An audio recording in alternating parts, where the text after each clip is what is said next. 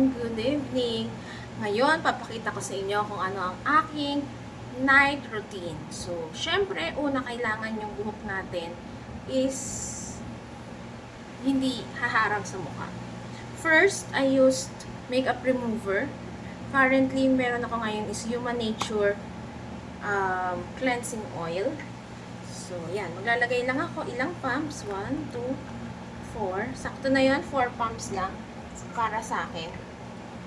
And then, imamassage ko lang muna siya sa face ko.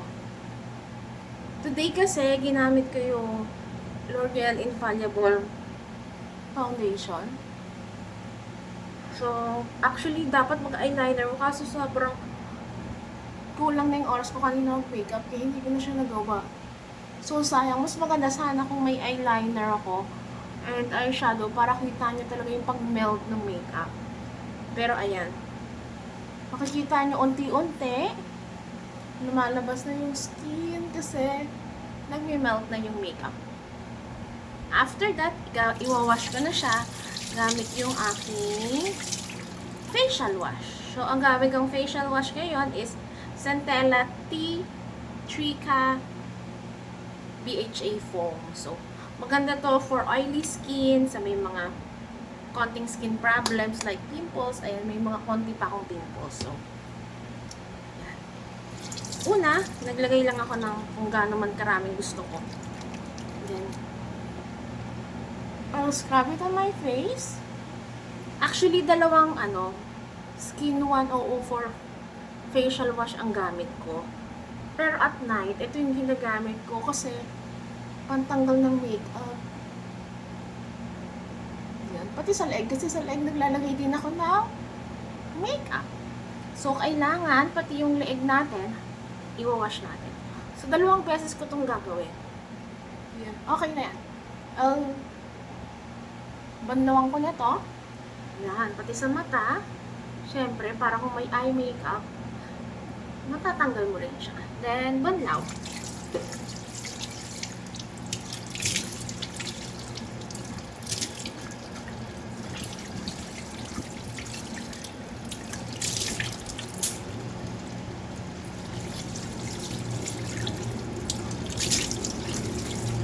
Lagi ako nagdo-double wash, diba? Kita nyo yung skin, wala na siyang makeup. So, pero dalawang beses kong gagawin yon because parang yung una, tinatanggal lang yung makeup. Yan lang. Diba? Kanya-kanyang kusot na yan ang mukha. Ngayon, sa pangalawang wash, makikita nyo, bare skin na talaga siya. So, yung mismo ingredients ng gamot, or yung gamot na sa facial wash nyo, mas nabababad na siya sa mukha nyo ngayon on the second wash. Kaya, twice akong mag-wash. Ay, nakapikit na ako kasi masakit sa mata yung bula. Yan, i-scrub lang mabuti. Scrub talaga, no? So, gently lang. Para hindi naman masyadong harsh sa skull. Tingnan nyo. Kung tanggal na yung makeup ko, kita na yung mga pimples ko.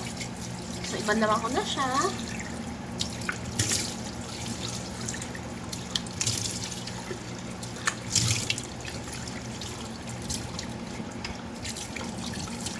Meron pa ba? Yan. Pati sa leeg, binabanlawan ko.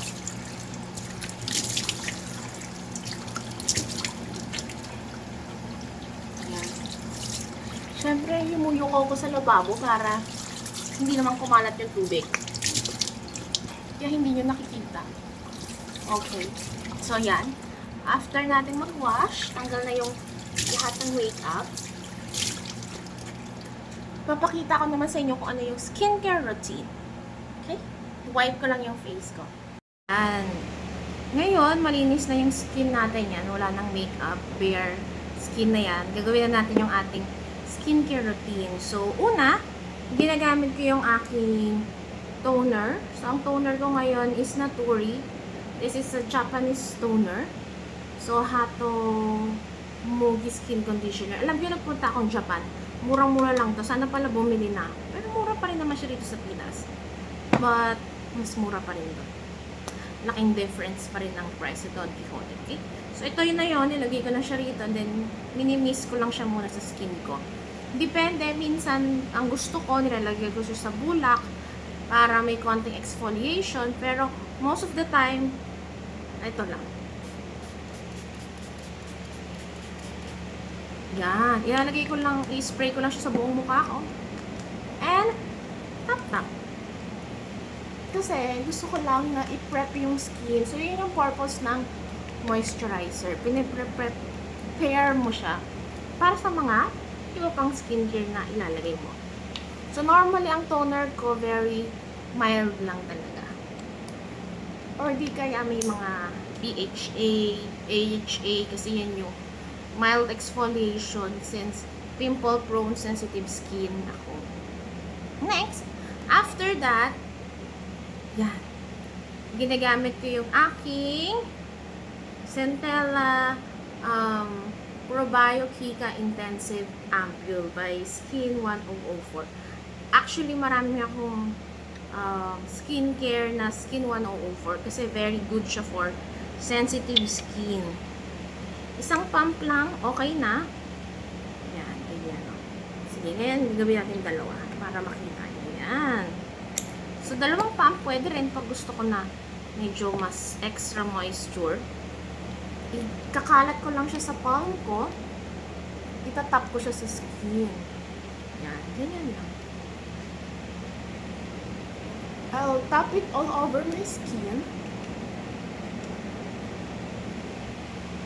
Normally, sa akin, tap lang talaga.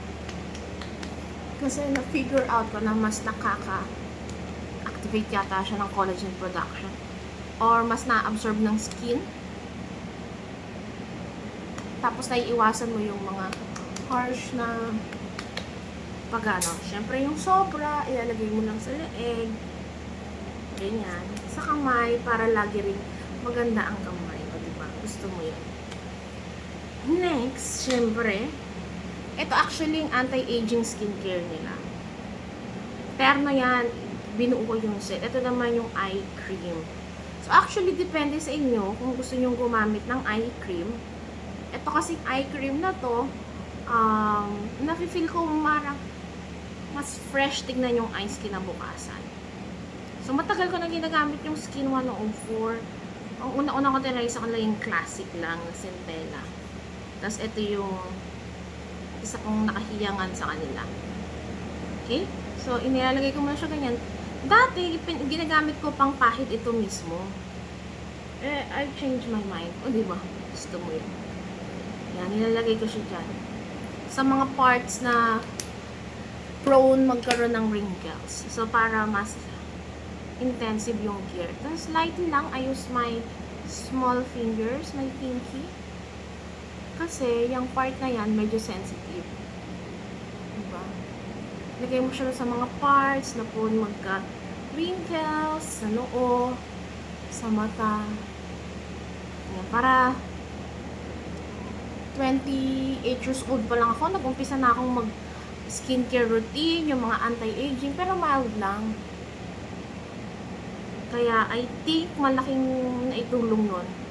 Kaya kahit ngayon na wala ko anong edad ko, mid-30s na ako, is parang, yun, I think it's better for me. Daming, lalo pag nakaayos, daming naluloko. Kala nila bata pa ako, diba? So, syempre, to top it up, or top it off, to lock in all the moisture, you need to use a moisturizer. So, terno lang ito no kanina. So, this is their cream, Centella Probio Kika Enriched Cream. Meron to actually scoop. Hindi ko na ginagamit yung scoop. Kasi, feeling ko maaalikabukan lang siya kung saan siya nilalagay. Malinis naman yung kamay ko tuwing umukuha ko rito eh. So, okay na yun. Diba? Just always make sure that your hands are clean whenever you do your skincare. Okay? So, ito, medyo minamassage ko to sa skin using the tip of my fingers. Pati sa leeg, nilalagay ko yan. Yan. Medyo nakikita niyo yung difference. May konting glow. Diba? Kumpara kanina, bago ko sa eyes, medyo light tap lang. Ayan, ganyan. Tapos tinatap-tap ko pa rin dyan. Sa baba, sa leeg. Ayan. Kasi actually dyan sa leeg, mabilis magpakita dyan ng signs of aging, diba? Okay. So, yon yung ating skincare. And maliban doon, naglalagay ako ng for my eyelashes and my kilay ng hair grower. So, this is a natural oil. This is a pure cold press castor oil. Dati nung bata ko, mas makapal pa yung kilay ko. Ewan ko ba, ganun pala yun, no? Habang tumatanda, parang hindi na siya tumutubo. Tapos, nauubos na yung kilay mo, hindi mo mapapansin. Ay, konti na lang siya. Ayan, no, tignan nyo dito sa gilid. Paubos na siya. So, yan. Lagi lang din ako naglalagay ito. Ewan ko kung may tumutubo, pero pwede na. Pwede rin yan sa pilik mata.